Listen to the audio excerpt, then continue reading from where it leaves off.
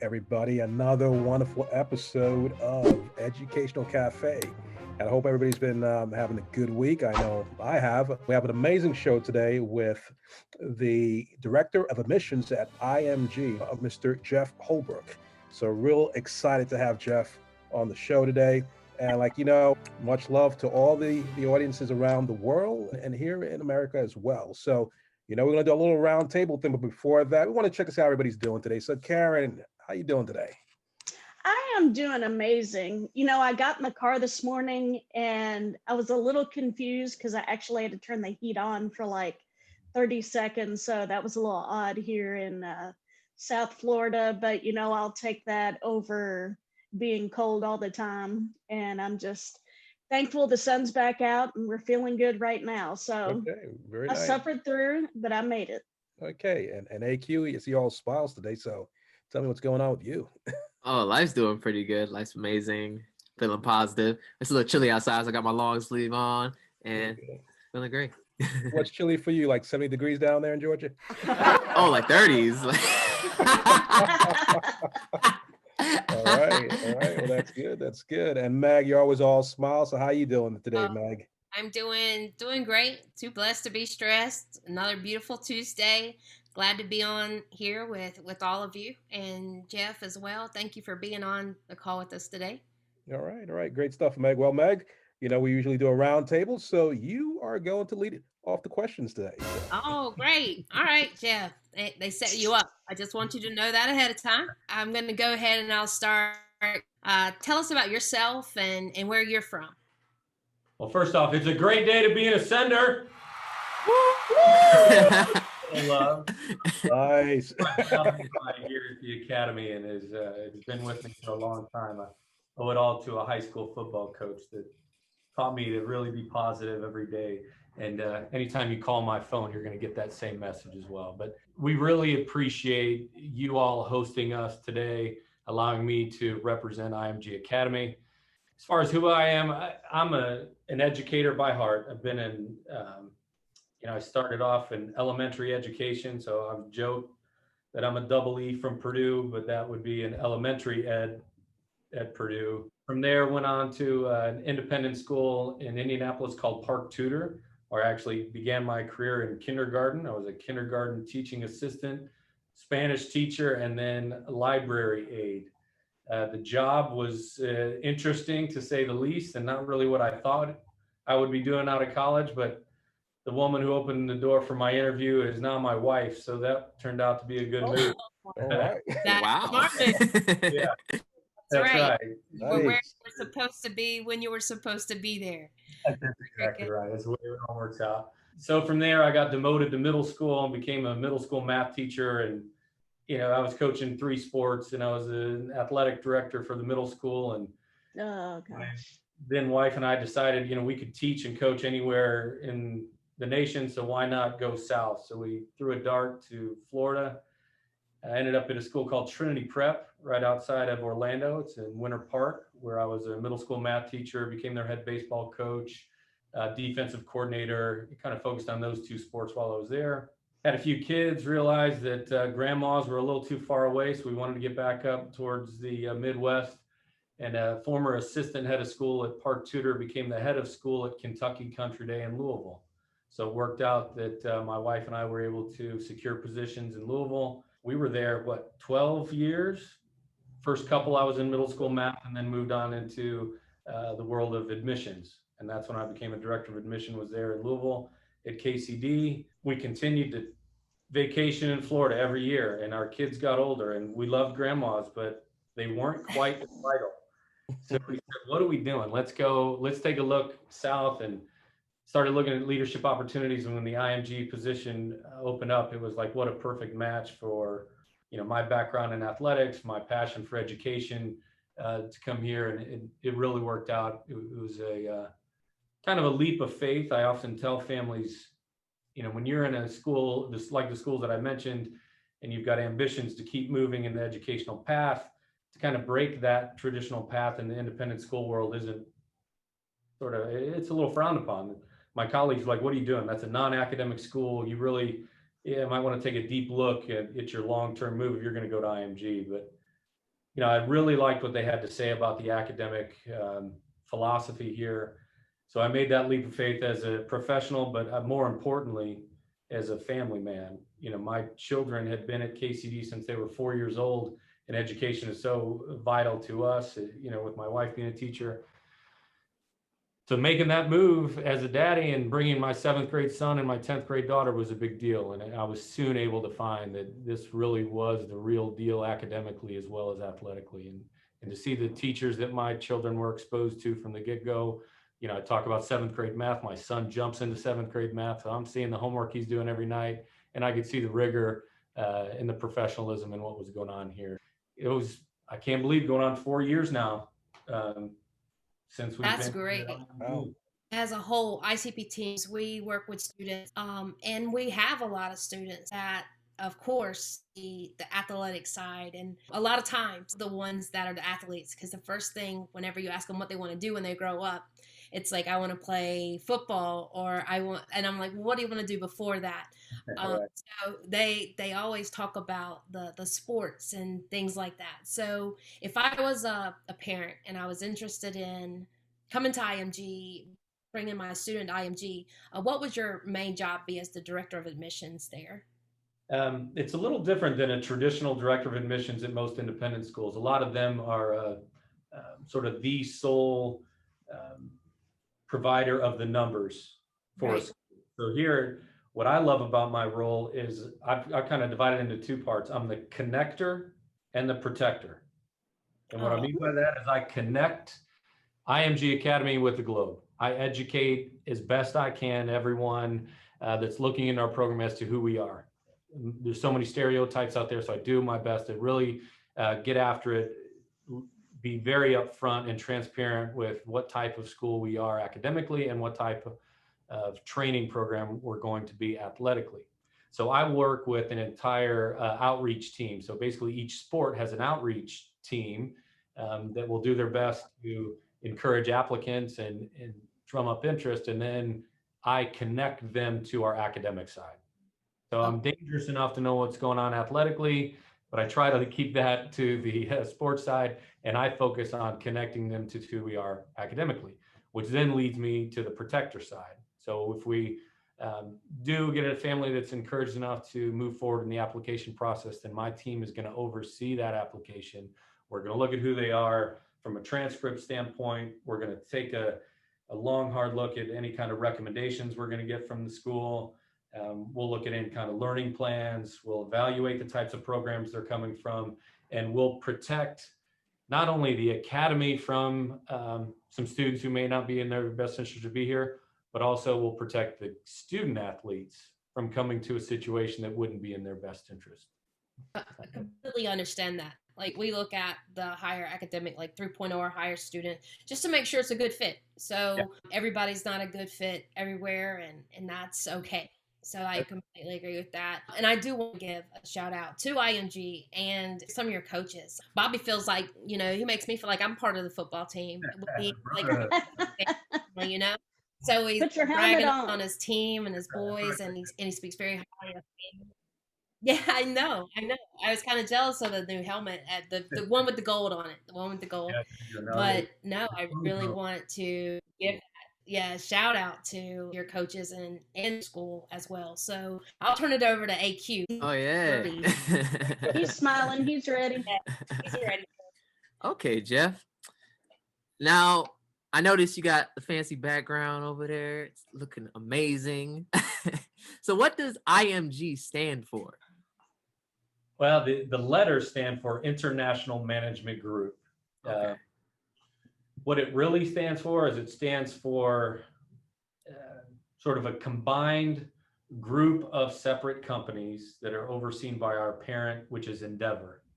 Mm-hmm. So IMG, when you watch college football, or listen to a basketball game, and they say, the IMG Learfield Network, we're related. Oh wow. IMG Models, runways in New York City, we're related.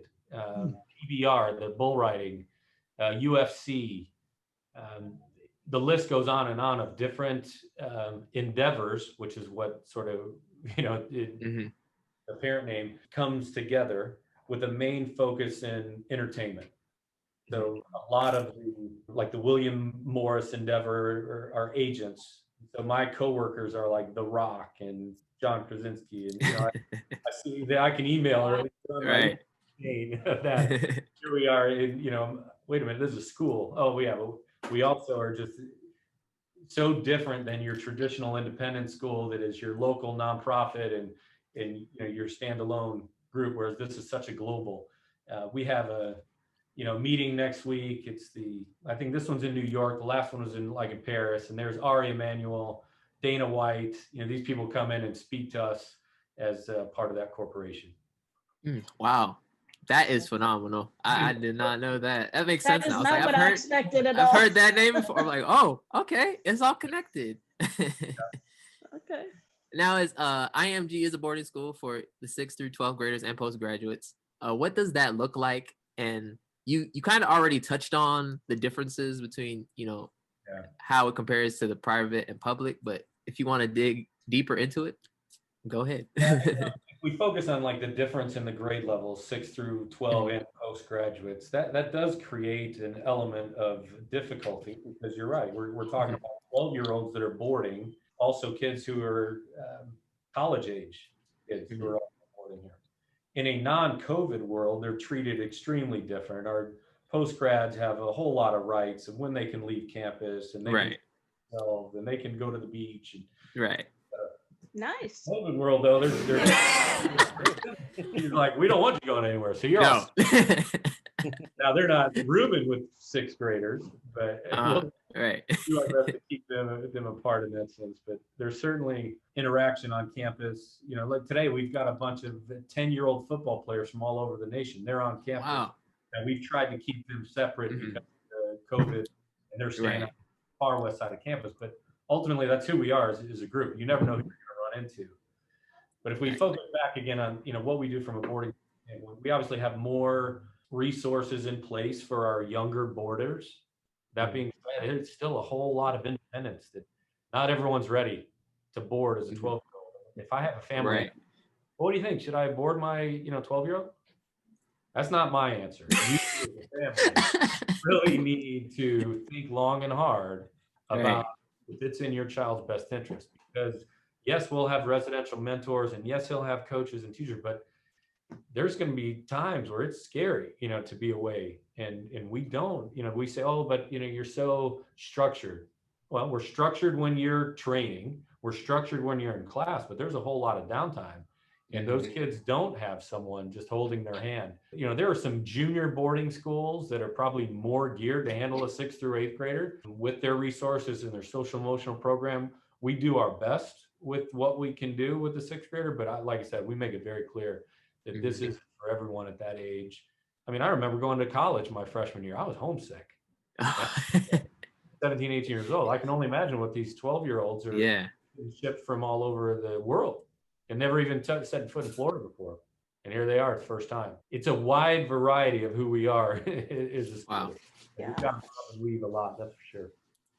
Definitely. I hand it off to you, Karen. All right, thank you. Talking about the age group 6th through 12th grade really resonates with me because I used to be a vice principal for 6th through 12th grade. Yeah. So I might have a kid that's upset because, little Johnny isn't his friend anymore.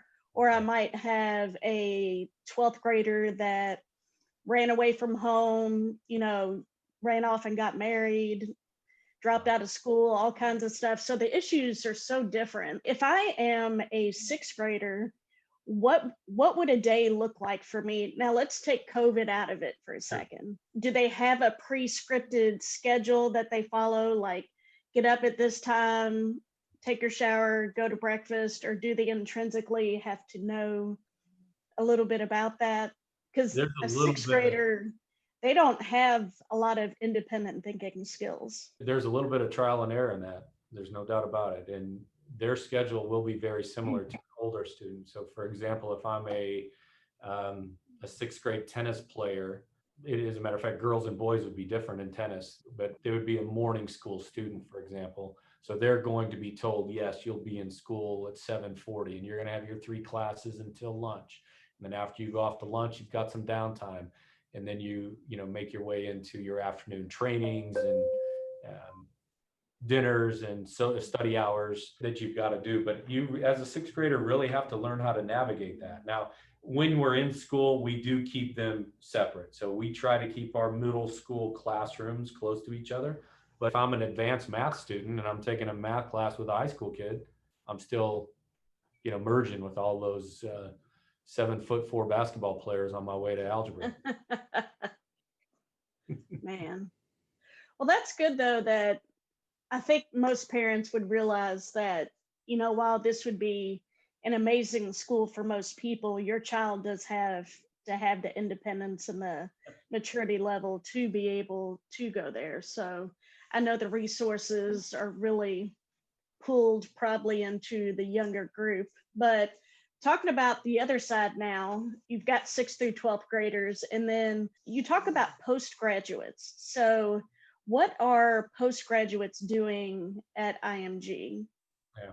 I want to just make one other point. We do have a significant non-boarding population too. So for example, if you have this sixth grade student who you'd love to be a part of this, but you're not sure about being a boarding student, then we'll have families that'll uproot their lives and bring the whole family here to Bradenton, and that will allow their child to have that extra support. So it is a little more like you're at the local school and they're living, we have villas right here on campus that they can rent or even purchase, but then also living locally. We have a lot that will move into Sarasota, Bradenton, et cetera. And that, whether that's 6th grade or even 12th graders, that happens quite a bit. The number of families that will, like I said, just uproot their lives and come on down. That's amazing. That never occurred to me. And I will say, I've been to Bradenton many times, and there are worse places to be. Bradenton's beautiful. So all the palm trees and the beaches and the great weather. So it's not like you're moving to Minnesota and you're having to have all your winter coats and all of that. So today, right? All right. But as far as postgraduate program itself, that is a great opportunity for these kids when they're done with high school and they have another year that they may need a year of athletic development, whether they didn't get the offer they wanted athletically and they want another year to train to try to get that offer. Our students, our typical postgrad is coming down here and taking college courses. So we have a relationship with the University of South Florida. Their professors come on our campus and they teach typically about 4 different classes each semester, usually an English class, a couple different social studies electives, and a math class. And our student athletes will pick between 2 and 3 of those courses. We keep them part-time, non-degree seeking, so it doesn't impact their NCAA eligibility first year. And they can walk out of here anywhere from 6 to 18 credit hours. And that really helps them as they go into college, lighten their load maybe as a freshman so they can jump into that world. There are some schools, there are colleges that will say, listen, we want you, we just don't want you this year. So go do a post-grad year somewhere. That's increasingly popular in the lacrosse world. So a lot of lacrosse post-grads, basketball post-grads, we had a couple of them. They'll make it clear though, they're here to train for the NBA. We've had 2 kids go straight, they come to our post-grad program to train to go into the draft. So there are some kids, they're kind of outliers that would be sport-only trainers. So they'd come down here and they would specifically focus on their training. They would not take classes. We don't advertise that a whole lot because we want our kids in school. We want them taking classes, but sometimes, when the kid gets drafted number 28 or whatever it was, it's hard to argue with them that, okay, a year without class.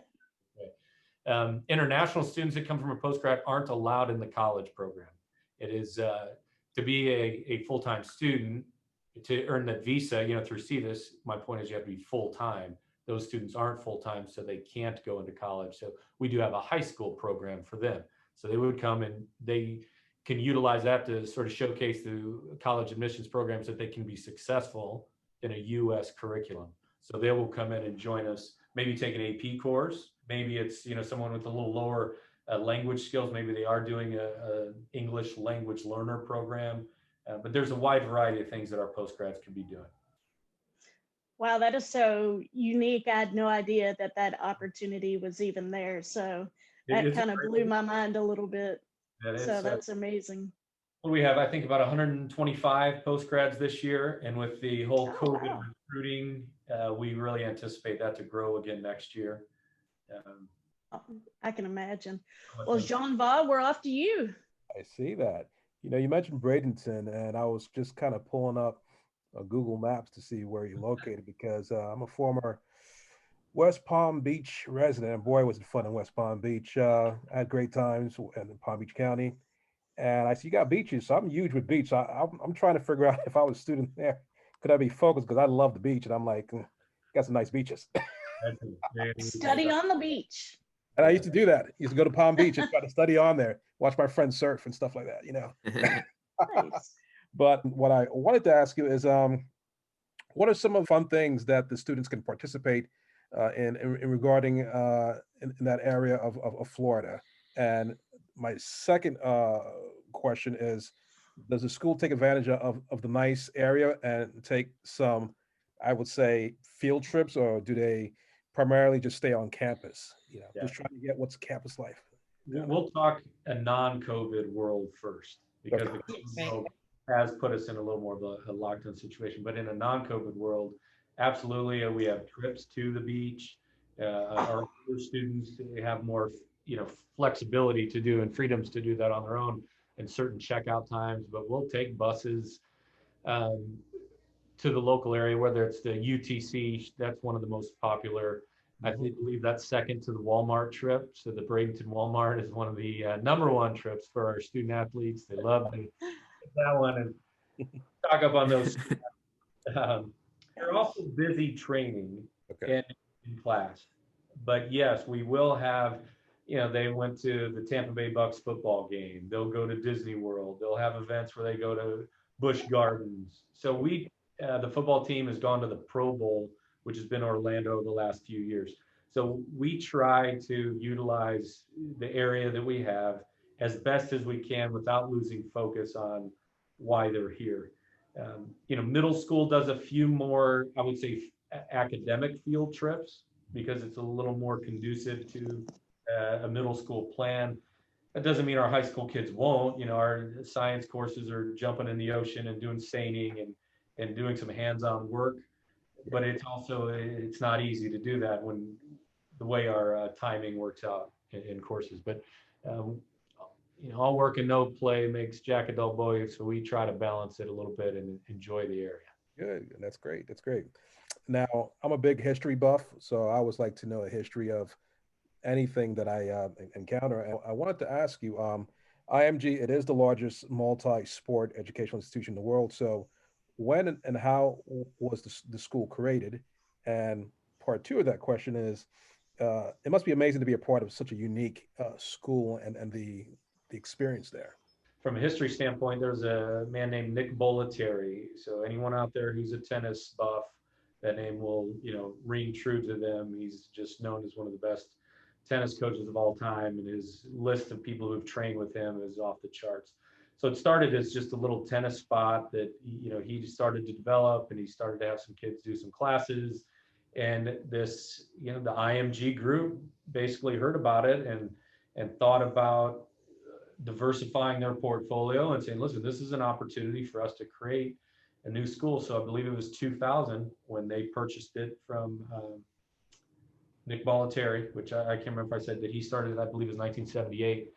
So in 2000, it became IMG's, and it has, slowly worked its way until I'd say the last 5-6 years when it's really exploded in the amount of investment from IMG and the number of sports that we've added to go from a tennis academy to 8 different sports. And now, you hear probably more about our football players than you do our tennis players, but that's just, the society we're in and sort of the clickbait that's out there to be able to do that. But, that's historically what we've been. And, to your question about what an amazing place that really is, as I alluded to earlier, who are potentially my coworkers, not that, they would notice me on the street or anything, but just to say that that's part of the deal, to be in meetings with Ari Emanuel and Mark Shapiro and to listen to their mindset and who they are as leaders, to get that type of training has really helped me grow as a leader. to meeting these star athletes. And, Rod Woodson I'm a Purdue guy. So here, Rod Woodson's here with the Raiders a couple years ago, and Okay. San Francisco 49ers are training, and the soccer teams that are on campus. That part, I can't even begin to explain to you how fun it is to work in this environment. Now, there's a lot of pressure, don't get me wrong, but when you just boil down to, let me look outside, let me see these palm trees. Oh, who's that down there? Is that Ray Lewis, Cam Newton? It's just like, well, what a great place. Okay. Wow. Great. Before we head off to Meg, I just have one question. You mentioned MMA. So do you have MMA athletes that go there? Because those are people that are training up after us. We have a performance program that maybe they could get into, but that would be a stretch at this point. I wouldn't put it past them that if someday we do offer some sort of in that mode, whether it's a wrestling or MMA, but in the current plans, that's not there. Okay, yeah. Ken Shamrock, we share the same entertainment representative, so I should give you a little shout out to check you guys out. That's right. All right, Meg, I'm going to pass it off to you. Okay, all right. So, like, we work in the educational industry. We're all big educational buffs, and we're always trying to stay on top of things like that. And we're really big on looking at the schools. Like, if our students have questions, and we're trying, just like you, we want to make sure it's a good fit, and if they have questions about going off to boarding schools. So what kind of stereotypes, like, do you feel like pertains to the school? Like, is it just for athletes or education? So I know that sometimes IMG has a very good reputation of some of the top athletes, U.S. Olympic, like you've had a little bit of everyone coming from IMG to professional sports to Olympics, like all of that. So do you feel like the stereotype when coming into IMG is that of sports directed for athletes, or that they don't focus on education, but once they get there, they realize how important the education is to you as a school? There's no doubt that I have a feeling there are several stereotypes out there, what people assume that we are. I certainly follow and watch what the haters say on Twitter. We're easy to hate and easy to make statements about who we are. And, even when I was looking into this role, I even thought, hey, the stereotype is that academic program going to be strong enough for my children to continue to grow.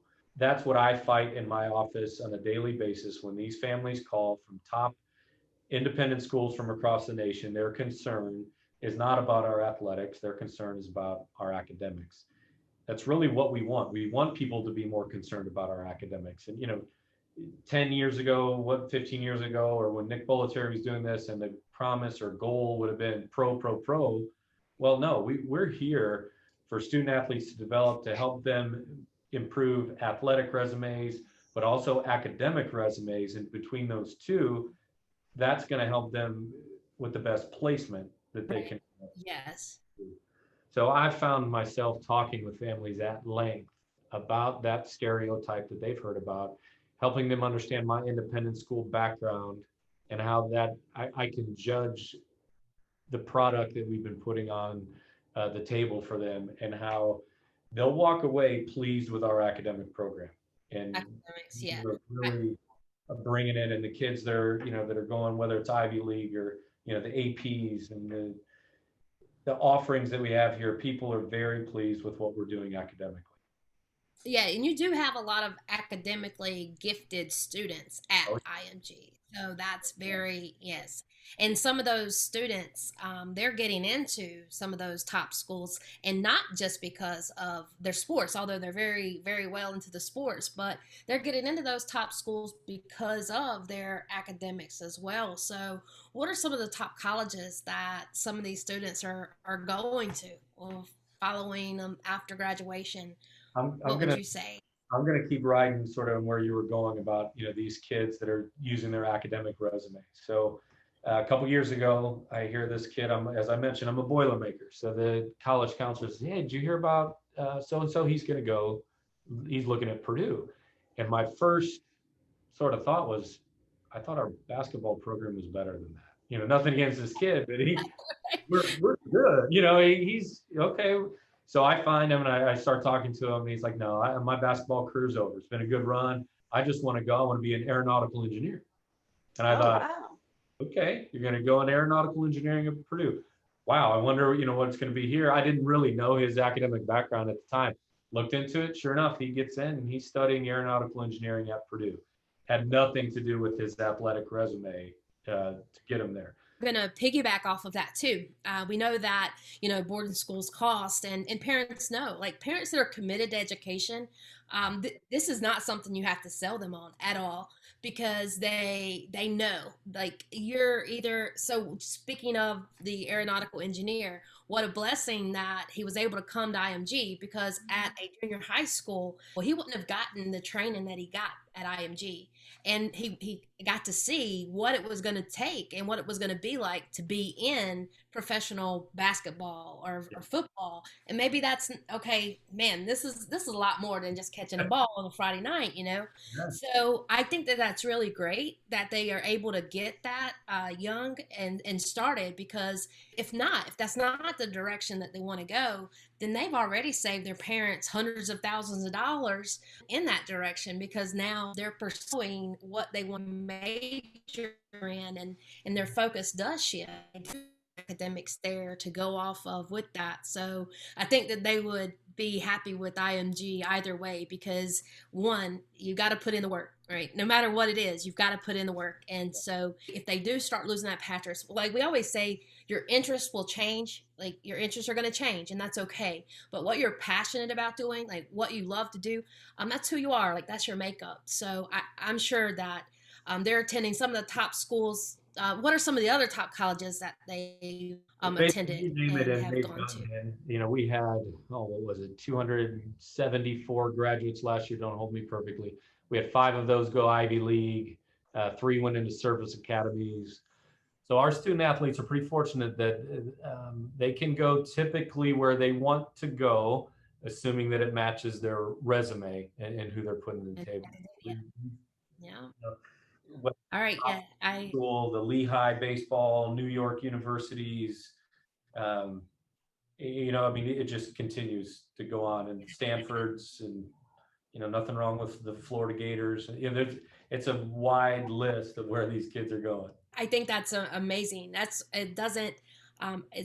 again a good fit. Once they're in that good fit in any college and they're pursuing what they love to do, I think that's a win-win across the board. So very good job to your school, to your coaches. Like I said, Bobby makes me feel like I feel like I know Bobby. I don't know Bobby, but I feel like I do. I feel like I do, and I feel like I would want him with my son on the football field. Like, so he really pays a lot of attention to Billy Clapper basketball. Like, there's a lot of great love at your school, and I think that if parents take the time to look at that, IMG would be, I'm sure, just like a Ivy League college or Ivy League boarding school, and the ones that want their students to get that education and that experience, I think IMG is the choice. I think that's where they would want to go. Yeah, absolutely. And I'll turn it over to AQ. Yeah. All right. So we've been talking about the pro, the Olympic, and the college athletes. Are there any famous athletes that we should know about that have come from IMG? There's quite a few out there, and we have to be, there's a little different. Sometimes you'll see Instagrams or, the marketing out there, and it'll show basically anyone who set foot on our campus. So when you see like a Drew Brees trained here, Andrew McCutcheon, they didn't go to high school here, but they did come here and train. Some of the students, you're thinking like a Maria Sharapova, Satnam Singh. Watch out in the next 5 to 10 years. This group that we've had recently, as well as they make their way through the college ranks and start to get drafted, whether that's NBA, NFL, those are obviously going to be the biggest names out there. Yeah. There's going to be some stars that come out of IMG Academy that part is so fun to meet them in the hallways right now. I'll go back to Purdue. this guy was, he didn't even start on our national team last year. He was like the 6th or 7th man. He's 7'4", now that helps, but he came here for 2 years, wasn't on our national team, goes up to Purdue, first 2 games, gets named Purdue or Big Ten Freshman of the Week. Wow. And then the game against Clemson, his name was Zach Edey. In the game against Clemson, he's being guarded by another Clemson freshman who also didn't start on our national team, named Lynn Kidd, who, these are 2 guys that I'm watching that were just in the hallways 8 months ago, and who knows where they're going to be. The Purdue faithful are worried about Zach Edey leaving to be an NBAer after the first year. And it's so fun to watch where these kids are now, and then knowing that in 6 to 10 years, this crop is going to be doing some amazing things. That's exciting. Wow. And inspirational. Yeah. Now, moving on to the students. What gets students excited about IMG? A lot of what I just mentioned, knowing that every day they get to mingle in the hallways with athletes. So student athletes, we have a very small percentage of academics only kids. Those are typically like a sibling. So, to my point earlier, if a family decides to uproot, move here, big sister's the athlete, little brother's not. So then they still want them on the same school schedule so they can be academics only. But that's such a small piece that when a kid is going to class and they're talking about how sore they are, they realize everybody else in the room is also sore from all the stuff out in the weight room. And they know that that kid there is pushing me, so that every day I'm working with someone who's now, wait a minute, I thought I was the best shortstop in the area. Now I'm the number 3 shortstop. Oh, wow. To work harder. And I liken that to, a student at KCD. He was a kid that I worked so hard to recruit as a middle schooler. I knew he was extremely talented in math. I think he had the first perfect score on an ERB that I had graded. And we get him for middle school. And in high school, I remember our math department chair saying that, he needs to move on. He needs to go to like an Exeter, and he needs to be with other kids who are strong in math. And I'm like, are you kidding me? We have the best math kid, and we're going to tell him he should go somewhere else. And I was like so devastated. But then I started I'm like, wait a minute, that does give him a chance to work with other top kids from their area that love math and can talk math all day, all night long. So now you get a kid with the same concept. They're great students, but now they love the game and they want to be around other kids that love the game. So they come down here, and that gives them an opportunity to be with others that are also training and have similar goals with them. So that's what really made me more comfortable with the IMG model, is thinking about, for years, top boarding schools have recruited our top students away from our independent schools. And we were never mad at them, for that. What a great opportunity to go to Juilliard or Exeter, whatever. Right. But then, another stereotype is that IMG stealing kids. And no, this is such a great opportunity for these kids to come and have that exposure and meet these other student athletes. And then, the confidence they can build by that. My son out there on the football field with, the receivers that are ahead of them that are committed to Florida State, Arizona, the list goes on, and he's competing with them on a daily basis. And he's like, yeah, they're good, but I can hang. So, and he gets to know them. And now he's feeling like, all right, that guy who's going to Alabama next year is my buddy. So we're all in this together. And that's something that can really help another student athlete when they get here. But they got to have the right mindset. They got to remember that, like I said, if they were the number 1 shortstop, they might not be here. So if they're here to get better and they're here to grow, then it's going to help them long term. I'm going to chime into that. I had a coach that would tell me, he said, if you're the best one on the field, you're on the wrong field. Like, there you go. That's a good point. You gotta because you're not going to grow. That's right. That's right. All right. He wouldn't let me show off. Just saying. Coming down that. Oh, goodness. All right. Sorry about that. All right, Karen. No, that's right. No, I love that that phrase, if you're the best one on the field, you're on the wrong field. I hadn't heard that, but it's true. And that example with the kid that was so good at math, I mean, that's a perfect example of, you've got to find the place that pushes you. You've got to, you don't move yourself down to the level that you're at. You need to be in a situation where everybody is up where you are and you're pushing yourself further. So that's really important. But I know IMG takes international students, and I'm sure some of them are not native English speaking students. So do you all have an ELL program or some sort of special language program for them? Absolutely. We have a couple different programs. I'll talk about our full-time students and what they would do. They would be placed in a certain level of English. So if you're a middle schooler, for example, and you come over with limited language ability, you will be placed in courses that would be all language development courses. So you're not going to be in with a native speaking 7th grader doing life sciences and world cultures. You're going to be immersed in language. Now, if you come over, you've got a little bit of language, English skills, but you're not quite ready for full mainstream, then you might be in, a level 2 or a level 3, which means now, hey, you're taking mainstream math, but everything else you're getting support. Okay, now you're ready for mainstream math and mainstream science. Everything else is supported. And then eventually they get to the point where they can take all of our mainstream classes. And it's an admission standard. We have lower standards of English proficiency for younger students. If you're trying to come in as a junior or senior, you've got to be ready to take our mainstream courses. So we use some preliminary testing called a Duolingo as our preferred, but we'll take TOEFL scores, et cetera. And if we feel that a student athlete's ready to be a mainstream, then they can join us, because we're talking about, hey, you've only got a couple years to earn your diploma. You don't have time to be in our level 1 or level 2 Right.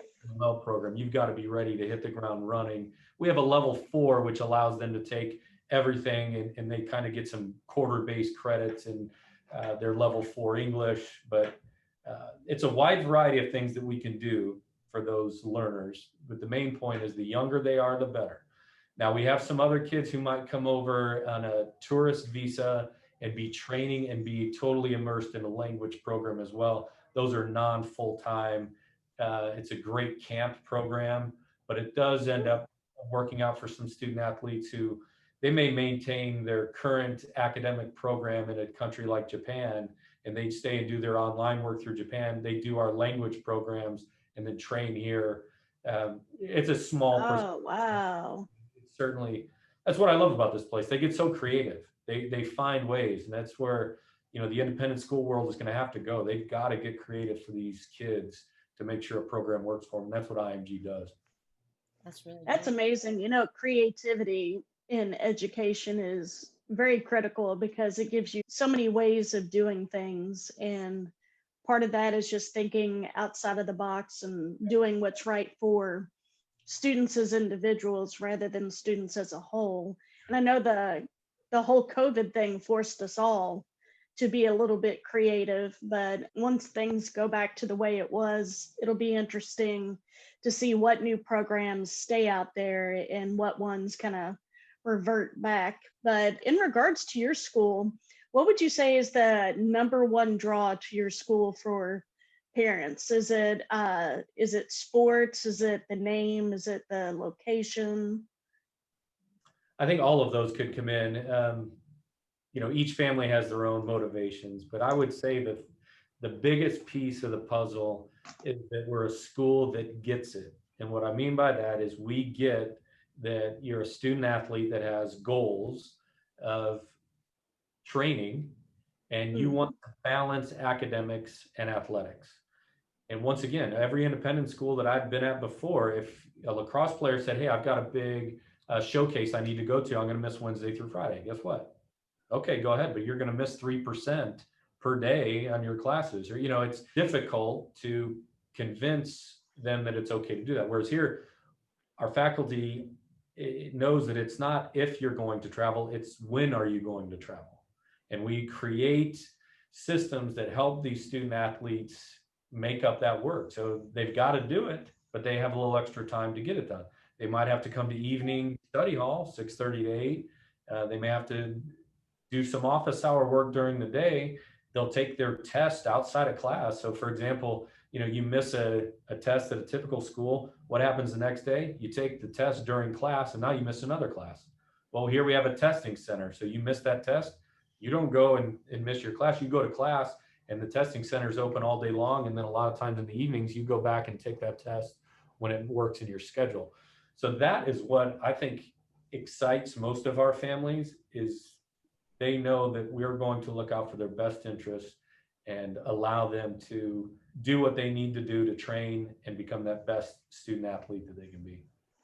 I think that's great, because when I was in the public school system, as a vice principal, I did have to deal with attendance. And that was one thing, you do what you have to do, but you don't always agree, because the greater good is opportunities for students. Yeah. And if students have the opportunity to go to some musical event where they can train and perform, or something with sports or anything, and then we're gonna sit here and count that as an absence, and we're gonna, negatively impact their academics. I just never understood how that made sense. So I love the fact that you all are so flexible, and I would imagine that many schools will have to open that door, because opportunities come about not very often, and the students need to learn.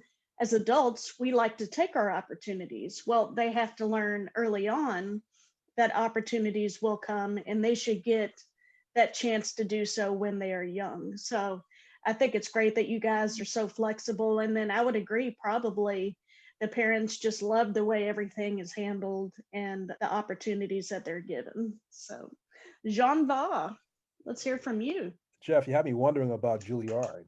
I'm a Berkeley guy, so I was trying to kind of figure this out, and which is going to segue to my next question: was what makes colleges pay attention to IMG? Yeah, the results, the kids that we're putting into their programs, those athletic directors are coming back and saying these are the most prepared student athletes for their programs. They understand travel. They've been on planes. Some of them have been on planes before. They've missed multiple days of class. They've found ways to figure out how to navigate that system. So that's where they feel very comfortable heading into that. They've been exposed to kids from all over the globe. I speak to my daughter and her going off to the College of Charleston, and once again, caring nothing against Louisville, but 98% of the people in Louisville were from Louisville. And that's true. That's true. Okay. So coming here, meeting these student athletes, not only domestically from, Kentucky and Indiana and California, but Australia and China, and having that exposure to that helps these student athletes when they go on to college and they meet kids that aren't from just their city, and they understand how to get along with that. So colleges notice that and have really clamored after our student athletes, because they realize sort of the value that they're getting. Right. And Jeff, and thank you for answering that question. Now, the next one is what does a typical student day look like at IMG? Well, nothing's typical here, but I'll say that we do run two schools at one time. Okay. So the sport is going to determine when the child will train and when they'll go to school. So I made that example. Oh, wow. The tennis female, for example, is going to be a morning school student, train in the afternoon. Everyone in the football program is going to be a morning trainer and an afternoon school student. So my son, for example, will be told where and when he's to report as a football player. It may be 7:30 a.m. He has to report in the field house, or maybe it's a 7:45 meeting with his cohort, a receivers group meeting, or maybe he has his leadership class that he's got to meet at the first of the day. So all of these athletes will go to different spots if you're training, but then at 7:40, if I'm a morning student, I'm in class. So let's take a morning student. And I kind of led to this a little earlier, but you're going to be in 3 courses per day, approximately 80 minutes.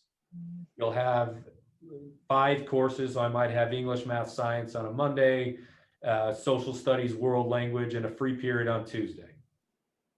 Wednesday and Monday look the same. Thursday and Tuesday look the same. Friday's going to rotate, depending an A week or a B week. That means after 2 weeks, I've seen each class 5 times. I go off to lunch, and then after lunch, then I'm going to be told where I'm going to meet. So if I'm a baseball player, like I said, they're going to tell me where I'm going at that 1:30 time or 1:15.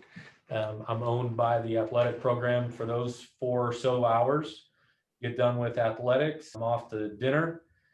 From dinner, I've got to hustle up because office hours or, the evening study tables are 6:30 to 8, where teachers are back on campus or have stayed on campus from, early in the morning to offer them support. They may walk up and they may go to the math room because they have a question on number 12 that they were working on in their Algebra 2 class.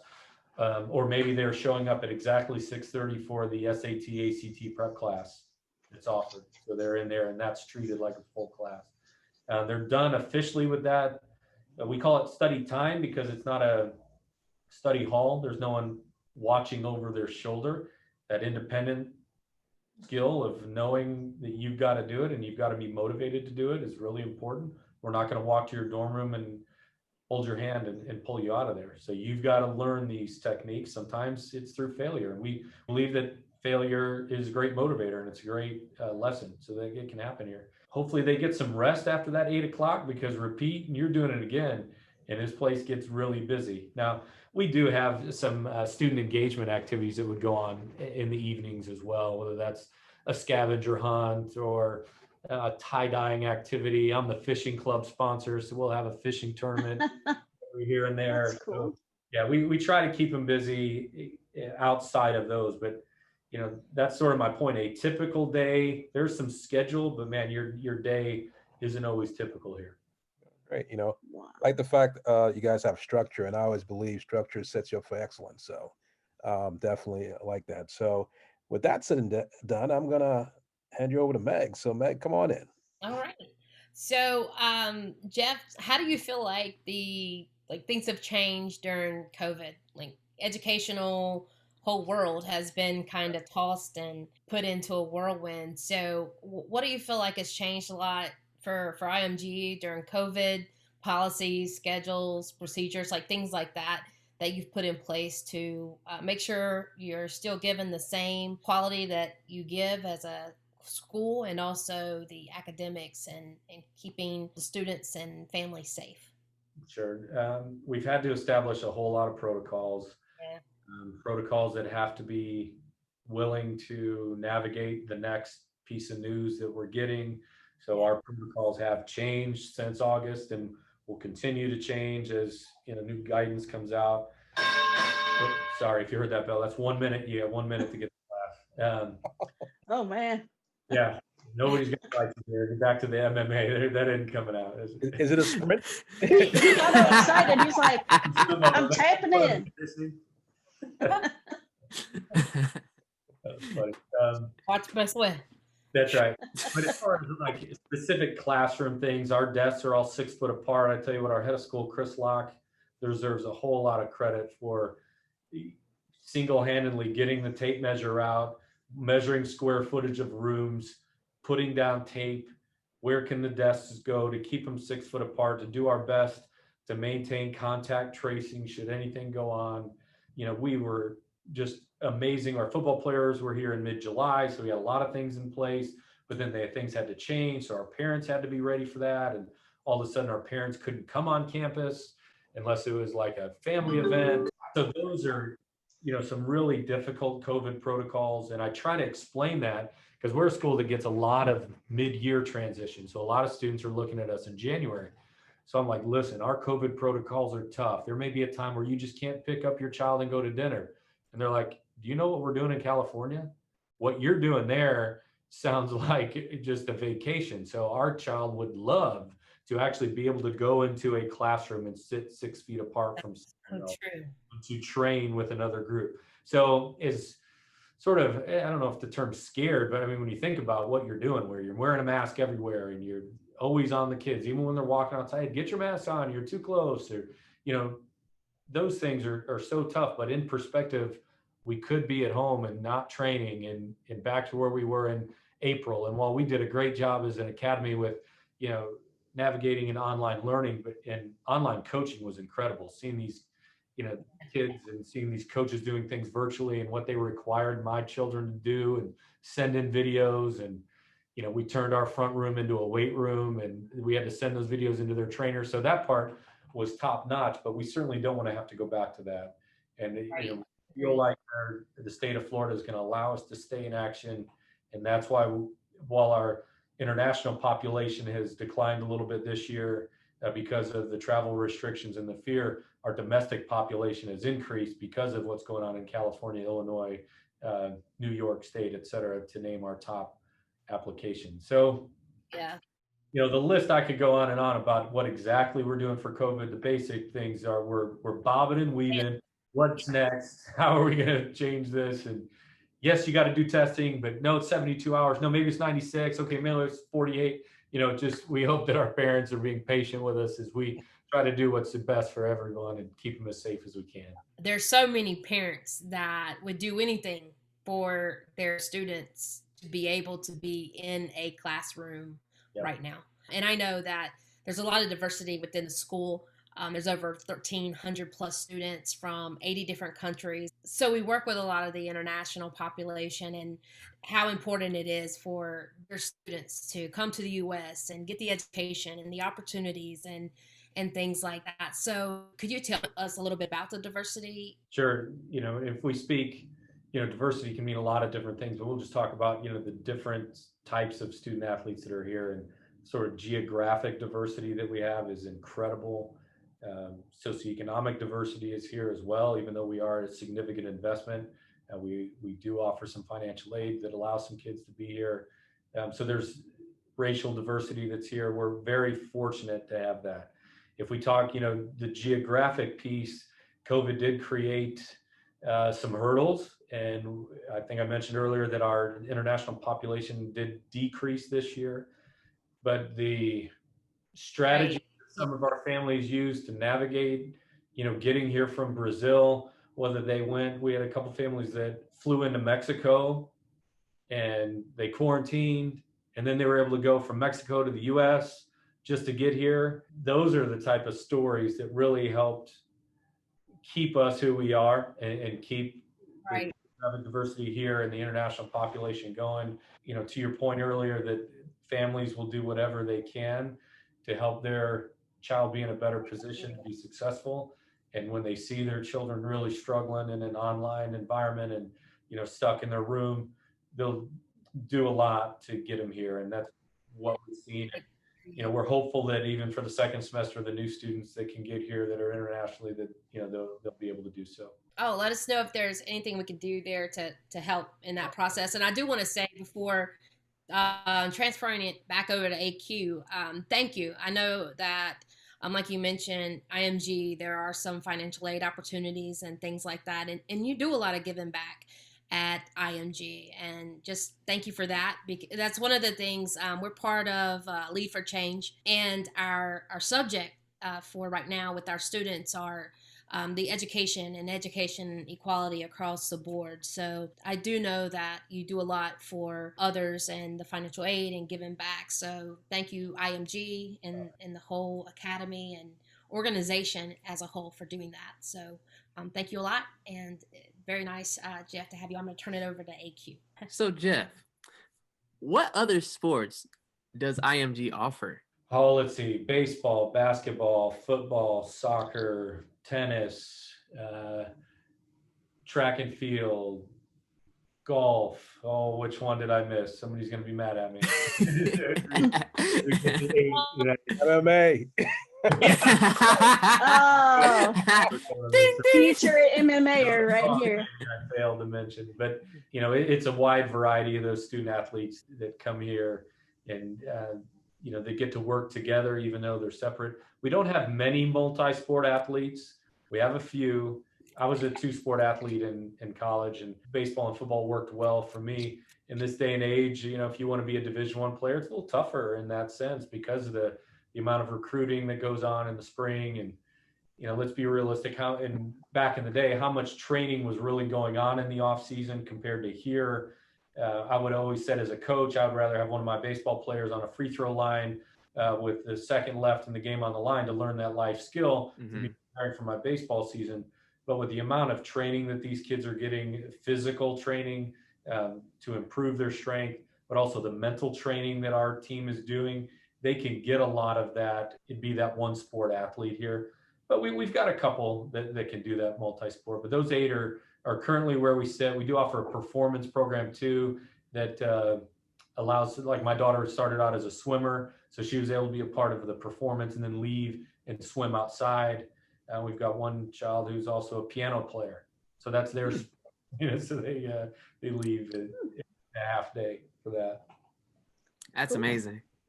As far as when a student graduates from IMG, what type of opportunities would they have? Sure. Wide variety, from the top 0.5% that do end up being professional athletes. And that's not just, the basketball kids that I talked about, but whether that's tennis or soccer, the number of kids who are drafted for Major League Baseball, those are there. That's not really the typical student's track though. The typical kid wants to be a student athlete in college, whether that's aspirations at Division I, whether that's developing and maybe being a Division III athlete. Listen, you're a star. If you're a D3, you're still a star. So there's a wide variety of where these kids will go athletically. We talked about where some of them are, from an academic side and what they're doing, whether that's aeronautical engineering or they're on their way into, pre-med or pre-law. My daughter was really intrigued by the whole training world here. So she worked very closely with our staff, and now she's exercise science, and she's trying to decide, do I want to be a trainer? Do I want to be an occupational therapist, physical therapist? In her honors anatomy physiology class and teacher, talk to her a little bit about that. So we're really exposing student athletes to a lot, also exposing them to the world of athletics where, they may not be a professional in the athlete side, but there's a kid, there's a football player right now that dad has already said, his aspiration is to be a general manager of a national football team. He says he's going to, wow, Chicago kid, so he's going to go run the Bears. And by being here, how athletic program works and what it takes to, bring in professional trainees. They really get exposed to so much more than just playing their sport. I've been fortunate enough to work with sports all of my career, and I never made it higher than Division III athletically. So that's, I think, also what kind of future could hold for these student athletes. Wow. That's very inspirational and very to the point. And I really respect the fact that the possibilities are endless for anyone that attends your institution. So I'll hand it off to, you're welcome. Thank you. I'll hand it off to Karen. Well, you brought up something in regards to your daughter that I thought was interesting because it leads me into the next question. So in regards to IMG having such a complete program in regards to training, because it includes strength and conditioning, it includes nutrition and a whole gamut of things. How are you all able to provide such an in-depth program? There are also some things that we don't do. So the program at Kentucky Country Day had one of the most phenomenal drama programs that were out there. So my daughter was very engaged in theater. That's limited here. So we don't have a math counts team, a robotics team at this point. So there are some things that student athletes might have to sacrifice if they want to come here and dedicate themselves to being a student athlete. Because of that, though, we're able to focus on the things that we are good at. In an academic standpoint, we're going to focus on the core subjects. Your English, math, science, social studies, world language. We're going to put a student athlete in a position to meet our graduation requirements, which are higher than NCAA Division I standards. So we put them in the right position. Those classes that, we have the opportunity to take are outstanding. And, communications courses or different types of robotics courses and finance classes that a lot of schools can offer are great, but unfortunately the NCAA doesn't necessarily like them. I mean, they just flat out, that's not part of their Division I resume, and you must have the core classes done. And that's why we focus on those and don't offer as lucrative of a elective period. Our elective classes are, you know, your politics class, your psych class, your third year of a world language, you're taking marine, bio. Those are electives because they're above and beyond the minimums that it requires to meet our graduation. We do require one art credit, and we do have an amazing art program. As you know, student athletes are very creative in our art classes, and the projects these kids do are off the charts. We have a handful of musicians, but they don't have that core group. Like I said, if they went to Juilliard or, you know, some of the other schools, that they could be with other great musicians. Berkeley too. Berkeley College of Music. Don't forget us. That's my one. So, you know, we don't have the population that is conducive to that piece of the puzzle. So that's how we are able to focus on who we are, yet leave out some very, you know, valuable components. Like I said, I'm a firm believer in the arts, and I love what it did for my daughter, and she's loved it, but she's also was ready to, you know, move more on the student athlete side. Well, and, you know, I think that's okay, because a lot of high schools are just generalized.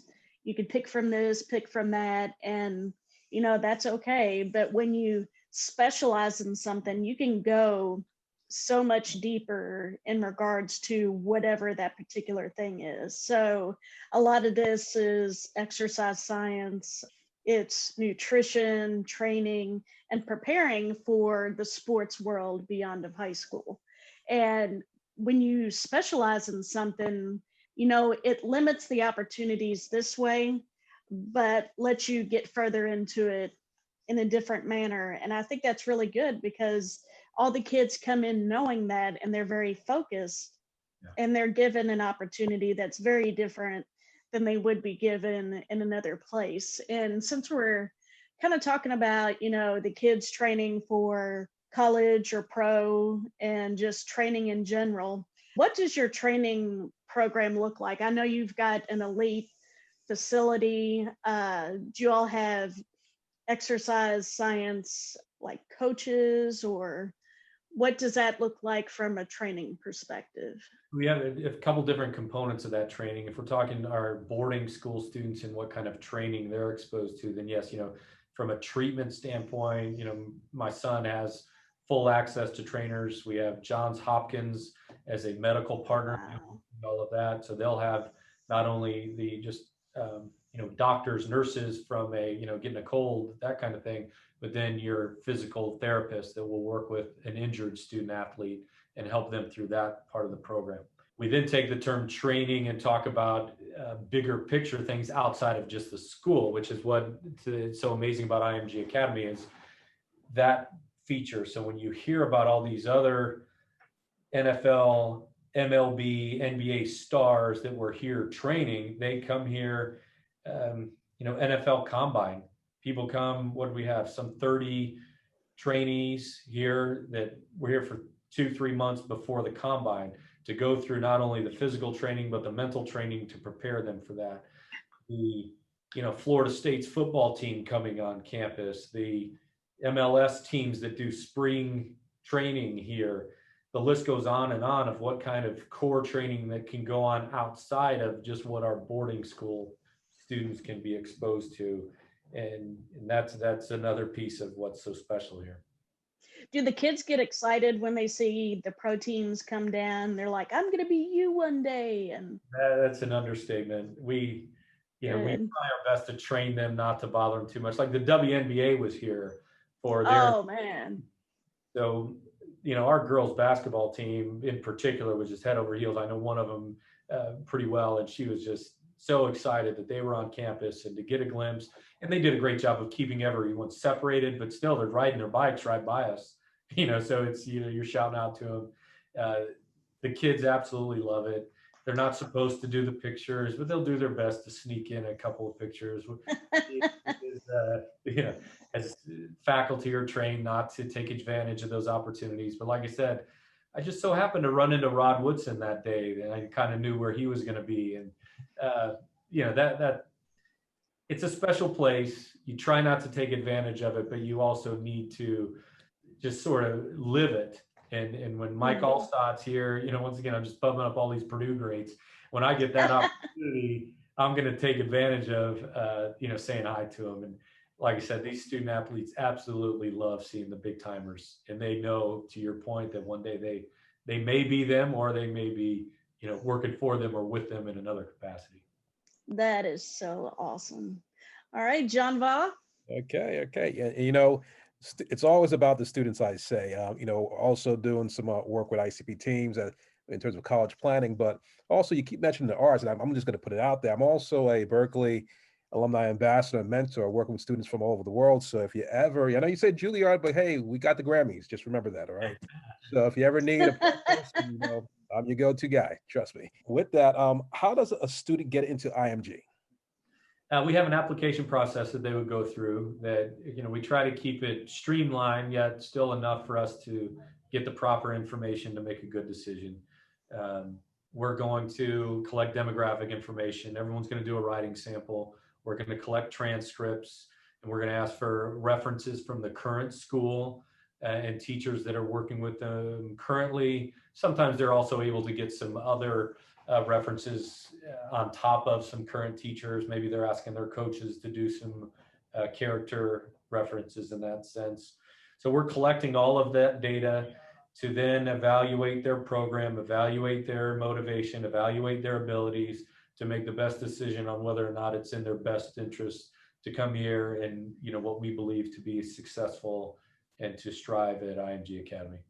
Great, that's great. So this brings us almost to the finale of this interview, Jeff. I just want to say, thank you for, joining us on the show. And for me, it was an amazing learning experience as to what you guys do. I know it was sports, but I think you shared the depth of what you do. And for our audience looking out there, if you are an athlete, definitely check out Jeff. Jeff can help you no matter where you are around the world. So Jeff, before you leave, I always like to ask my audience just a takeaway, something that you can share with them for the families and students, that are listening to the show around the world. As a takeaway, I just, my takeaway is thank you for, listening to this, and thank you for considering IMG Academy. To your point, if you're a student athlete, regardless of your level of ability, some student athletes assume, well, I see this guy who's going to get drafted. I know I'm not going to get drafted. I shouldn't even bother. That's not the case. We are here to develop student athletes as well. So if you have an aspiration and you want to be around other student athletes that love their sport and love academics and want to be in a boarding school environment, or their family wants to come live in Bradenton, this certainly could be a place for them. But I also want to extend our gratitude for you all considering us and allowing us to be a part of your program here, as well as what you're doing. Well, thank you. Over what you're doing. Thank you. And like I said, there's a lot of things on the horizon that we do, so we love to continue on with the partnership. And to our audience out there, I hope you have a wonderful week. And AQ, what do we have to do? Please do not forget to click on that subscribe button, like the video, share it, and comment. Yes, please. All of the above. That's right. Have an amazing week, everybody. Take care. Go Ascenders! Go Ascenders!